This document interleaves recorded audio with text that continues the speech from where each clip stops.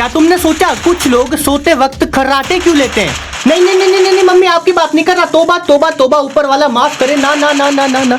देखो, नॉर्मली जब हम सांस लेते हैं तो हवा हमारी नाक या मुंह से होते हुए गले तक जाती है और फिर विंड पाइप से होते हुए छाती तक जाती है। अब होता क्या है कि जब हम जगे होते हैं तब हमारे शरीर का हर एक मसल अच्छे से काम कर रहा होता है, कोई भी रिलैक्स कंडीशन में नहीं होता। पर जब हम सोते हैं तब हमारे मसल रिलैक्स हो जाते हैं, मतलब गले के भी मसल रिलैक्स होंगे। इसकी वजह से जहाँ से हवा जाती है वो जगह थोड़ी सिकुड़ जाएगी। अब होगा ये कि जब हवा अंदर आएगी तो वो जगह कम होने की वजह से यहाँ प्रेशर बनाएगी और प्रेशर की वजह से ये रिलैक्स मसल धुड़ धुड़ धुड़ धुड़ धुड़ धुड़ धुड़ धुड़ वाइब्रेट होने लगेंगे और बस जनरेटर चालू। मम्मी यार